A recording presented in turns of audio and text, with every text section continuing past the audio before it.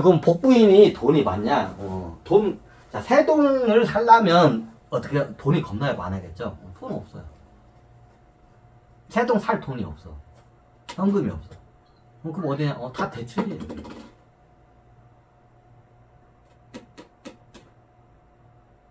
자, 분양가가 600이야. 이거 갖다 260에 샀어, 한 채에. 그게 뭐야? 그러면, 예전에 설명했는데 은행에 가. 은행에 가면 어떻게 돼요? 이 양반이 신용도 좋고 이게 많이 저걸래. 지점장하고도 친해. 그럼 지점장하고 얘기해서 어떻게 되냐면 내가 지금 모시기 아파트 내가 지금 한 세 동, 최하 한 동에서 한 세 동까지는 내가 살 것 같은데 이 아파트 담보를 해서 좀 대출 좀 받으려고 한다고. 모시기 아파트, 그거 그 분양가 600까지 올랐다가 요즘 300 하던데, 그렇죠. 그러면 이거 얼마까지 담보로 잡아줄 수 있어요? 그러면 이게 분양가가 600인데 지금 300이 하니까 저희가 그러면 원래 제가 이게 하면 담보가 하면 60%거든요.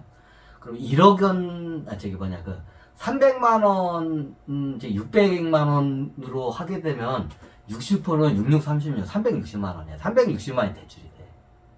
담보로 하게 되면. 그죠? 근데 어떻게 돼요? 어디가 지금 300만 원, 지금 분양가 300만 원이야. 자, 여기까지 와서 이제 260만 원 나중에 깎은 상태니까 아직 결정이 안 됐어. 그럼 어떻게 되냐?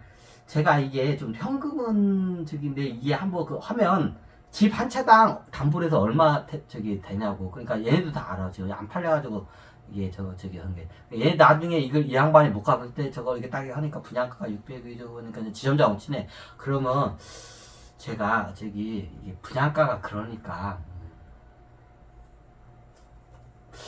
저희도 또 나중에 이거를 저희도 이게 제가 함부로 이게 원래대로 한다면 분양가로 하게 되면 60%면 6636에서 360만 원 주는데 지금 원래 분양가 300까지 떨어지지 않냐고. 그럼 나중에 이거 문제가 된다고 쳐도 그럼 얼마까지 돼요?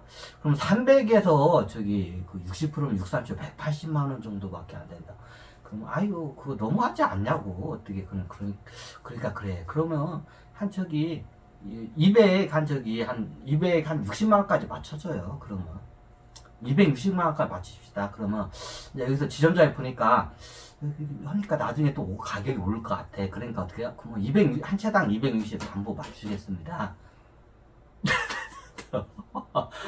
이제 눈이 이제 다 돌아가기 시작하죠. 이제 이렇게 되죠. 자, 어떻게 이제 복부인이 자기도 10원 한 장 안 드리고 이거 다 그거 사드려요. 그럼 어떻게 이거 한 채당 260에 담보로 해서 이거 해줘요. 좋다고. 그 인수 날짜거든. 인수 날짜가 정확히 모르는데 저쪽으로 지금 딜 중이라고. 그러면 인수 날짜 하게 되면 그때 어떻게 260까지 맞춰주세요. 그러면 알겠다고. 그럼 내가 260까지 사모님한테는 제가 맞춰드리겠다고. 그럼 어떻게 해요? 260 한 채당 260으로 담보로 해서 어떻게 해요? 그러면 어떻게 되냐? 계약서가 성사되고 그걸 이제 팩스로 넘겨줘요. 이제 은행에다. 계약서를 그 자리에서 잡았어. 이제 세 동을 그 자리에서 계약서를 해가지고 그 자리에서 어떻게 팩스로 갖다가 은행에다 넣어줘. 그럼 은행에서 어떻게 돼요? 바로 쏴줘. 이제 어디다 써냐? 건설회사에다가 바로 쏴줘요. 왜 이쪽에다 하면 나중에 어떻게 될지 모르니까 건설회사에다 바로 쏴줘. 이제 복부인도 이제 그렇게 거래가 다 해. 그러면 어떻게 해요? 그럼 건설회사에 어떻게 다이렉트로 한 채당 260만 원을 세동 가격으로 쏴줘버려요. 그 자리에서. 그리고 그 자리에서 어떻게 이제 담보를 바로 해버리는 거야. 자, 복부인은 좀 적대비 이것저것 말고는 어떻게 해요? 아파트 사는데 자기도 10원 한 장이 안 들어갔죠. 자, 심하게는 어떻게 되냐? 나중에 이 양반이 거래를 하고 이게 나중에 600만 원 분양가인데 이게 이제 뒤에서 이제 세일을 안 하고 해서 그러면 이게 나중에 이제 300만 원에 샀다고 해. 예를 들어서 300만 원에 이제 한 몇 동값 한 세 동을 또 샀어. 그럼 나중에 어떻게 되냐? 600만 원을 기준으로 해서 어떻게 60%가 보통 대출이 나와요. 분양가의 60%. 그 6636은 어떻게 되죠? 360만 원이죠. 한 채당 360만 원에 은행으로부터 대출을 받아요. 근데 자, 복부인은 얼마에 계약했어요? 300에 계약했죠. 그럼 어떻게 오히려 돈이 남죠. 아니 300만 원만 빌리면 최대한 끌어당겨. 이 복부인은 그래도 괜히 복부인이 아닌 거야. 나중에 거래를 할 때 되면 600만 원짜리 갖다 나중에 반값에 300이 인수를 해. 똑같은 회사에 발생하는. 근데 어떻게 분양가 600이야. 그럼 은행에서는 분양가 600인 줄 알고 어떻게 돼요? 60%를 담보를 잡아가지고 어떻게 대출을 해줘요. 그럼 600만 원이면 66, 36, 360만 원이죠. 360만 원이 대출이 딱 나가.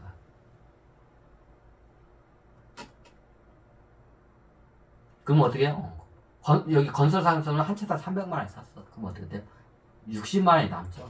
자, 60만 원 가지고 딴 데 가서 어떻게 또 그걸 딱 들리는 거야, 이제 그런 식으로. 천재죠. 복부인들이 그렇게 해, 원래. 응? 그럼 나중에 그 아파트 어떻게 해요? 거기 다 타나? 야, 나중에 복부인이 그 아파트를 하게 되면, 자, 우리나라는 어떻게 그걸 자기가 살 수가 없잖아. 그 복부인이 어떻게 하냐? 그 아파트를 갖다가 이제 세 가지로 해서 이제 이걸 들어가요. 자, 복부인은 주식하고 똑같아요. 이걸 싸게 사서 어떻게 나중에 시세 차익으로 비싸게 팔려는 게 이게 복부인의 주 목적이에요. 근데 이게 잘 안 팔려요. 제가격에 받으려면. 그죠? 그럼 나중에 아파트 값이 600, 분양가 600이 된 게 700, 800, 900, 1000까지 올라요. 근데 복부인은 예를 들어서 그걸 나중에 260에 샀어. 눈깔 돌아가죠. 자기도 10원 한 장도 안 들어갔어. 그럼 나중에 어떻게 돼요? 그냥 복부인들은 어떻게 이제 배짱 장사를 해. 이 양반들은 특징이 뭐냐? 배짱 장사를 해. 일단 가격을 올려놓고 팔라면 팔고 살라면 말해. 이걸 작업을 해. 이 양반들이 어떻게 작업을 하냐? 복부인들이 어떻게 작업을 하냐? 이게 세 단계로 작업을 해. 월세, 전세, 매매. 세 단계로 작업을 해요. 그럼 어떻게 되냐? 아파트 값은 인플레이션이 있기 때문에 계속 올라가. 자, 260만 원에 샀는데 이게 나중에 600, 분양가 다시 600 올라가고 700, 800, 900이 올라가요. 1000만 원 이제 넘어가. 자, 어떻게 되냐? 그럼 그때 시세에 맞게서 어떻게 해요? 계속 팔아요. 시세에 팔을 때 최상가로 해서 올려요. 그리고 그거 안 깎아줘. 그리고 팔아. 팔리면 좋고 아니면 말고 하고 딱 그 배짱장을 하는 거야. 복부인들.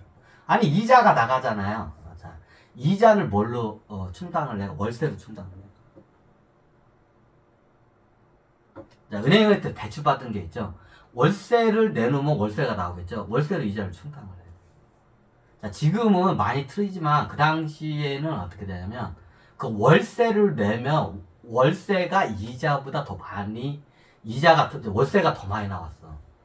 그 월세를 받으면 어떻게 되냐? 원금 상환과 이자를 갖다가 같이 상환을 했던 때야, 그 당시에. 근데 쉽게 말하면 월세 받아서 이자를 갚아요. 그러면 전세로 나가는 경우죠. 전세를 나오면 어떻게 되냐? 그 돈을 다른 데에 투기하는데, 부동산 투기하는데 쓰거나 아니면 은행에서 약간 독촉을 하면 그 전세를 갖다가 갚아버려요. 이해가 되시죠? 자, 전세가 들어오면 목돈이 들어오겠죠. 자, 예를 들어서 이게 600만 원 분양가가 올라가서 나중에 전세가 400만 원에 거래가 돼. 그 당시에 600만 원에 분양이 되면 전세가 400만 원에 거래돼. 그러면 나는 이걸 얼마에 샀어요? 260만 원에 샀어요. 한 채에. 그러면 400만 원에 전세가 들어와. 그럼 어떻게 돼요? 그냥 이걸 갖다가 딴 데다가 이용해서 쓰거나 아니면 보통 은행에 전세가 들어오면 은행에다 어떻게 돼요? 그 원금을 좀 상환을 해요. 자, 월세는 이자를 상환하는 데 쓰고 전세는 어떻게 원금 상환하는 데 쓰고. 자, 나는 한 채당 260에 샀어. 전세가 400이 들어갔어. 자, 어떻게 해요? 그러면 어떻게 해요? 갚는 거야, 그러면 어떻게, 이자가 안 나가게 전세로 이자를 갖다 갚아요. 전세가 들어올 때마다 이자를 갚아요. 이자래. 전세가 들어오면 원금을 갚아요. 기가 막히죠? 월세가 들어오면 뭐 돼요? 이자를 갚아요. 그럼 어떤 거는 월세가 나가는 거 있고, 어떤 건 전세가 나가는 거 있고, 어떤 건 매매가 되는 게 있죠. 그럼 매매가 되는 건 어떻게 돼요? 갚아요. 자, 이게 600 분양가에 팔릴 수도 있고, 나중에 올라서 700에 팔리는 아파트도 있고, 나중에 시간이 더 지나서 1000만 원 이상에 팔리는 애도 있어요. 그러니까 팔릴 때만 어떻게 해요? 원금 상환을 해요. 자, 월세로는 이자를 받고, 전세로 일단 저기 어떻게 원금 죽이고 매매가 되면 어떻게 돼요? 차익을 보고 어떻게 원금을 갚아요. 기가 막히죠. 그럼 나중에 260만 원에 샀던 게 1000만 원 넘게 팔려야지. 그럼 그 어떻게 4배 5배까지 가 이제 나중에 1000만 원 넘으면 4배 5배까지 가 내가 산 금액이. 그럼 그게 팔리면 어떻게 돼요? 저기 뭐 1000만 원 넘으면 어떻게? 예전에 내가 산 가격에 4배 가격에 팔아. 그럼 어떻게 해요? 나중에 가다 보면 그렇게 해서 매매가 되고 저기 전세가 들어올 때마다 다 해. 뭐 전세 나갈 때 어떻게 해요? 전세 나가면 그걸 맞춰서 이제 이렇게 다 회전을 시키죠. 이제, 이제 다른 전세자 들어오면 그걸 딱 그 날짜에 맞춰서 회전을 딱 시켜버려 바로. 그러면 어떻게 해요? 아파트 값은 계속 올라가. 그리고 월세는 계속 들어와. 이제 월세 나가는 아파트도 있고 전세 나가는 아파트도 있고 매매가 되는 매매가 최하인 어떻게 분양가보다 높게 받아. 그러면 어떻게 해요? 700개 팔리는 아파트도 있고 800개 팔리는 있고 1000만 원에 넘게 팔리고 나중에 하도 안 팔려가지고 뒤늦게 팔리는 게 어떻게 해요? 나중에 이제 2천만 원에 넘게 2천, 3천만 원에 팔리는 것도 있어요. 그럼 나중에 어떻게 해요? 가격이 한 책이 10몇 년, 20년 지나가. 10년, 20년 지나가. 그럼 나중에 그 아파트가 어떻게 돼요? 2,600까지 올라가. 10년 지나가면. 내가 산 가격이 260만 원인데 2,600까지 올라요. 10배죠. 그때 팔려 또. 어마어마한 수익이죠. 그리고 이미 그 정도 가격이 오르면 이미 매매, 전세하고 월세에 있던 거를 다 팔면 어떻게 되냐. 이미 은행에서 빌린 돈은 어떻게 돼? 원금이 다 갚아져 있는 상태야. 그 다음부터는 이제 무조건 수익이야. 복부인이 이래. 끝내주죠. 자기 자본금 안 들어가서 10원 한 장. 머리가 끝내주죠. 지금은 그게 안 통해. 이거 따라했다가 이제 뒤져요, 지금은. 왜? 지금 부동산 버블 시기이기 때문에 이거 했다가 어떻게 해요? 뒤져요. 나중에 걔 빚으로 고산해. 이거 따라했다가 갭투자, 갭투자 일종이에요.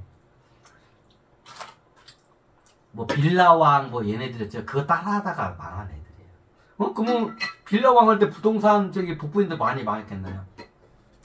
복부인들도 이게 머리가 있어요. 그러면 어떻게 이게 복부인들은 그걸 그렇게 안 해. 왜? 분양가 자체가 굉장히 과열돼 가지고 이게 비싸다는 걸 알기 때문에 아예 접근을 안 해.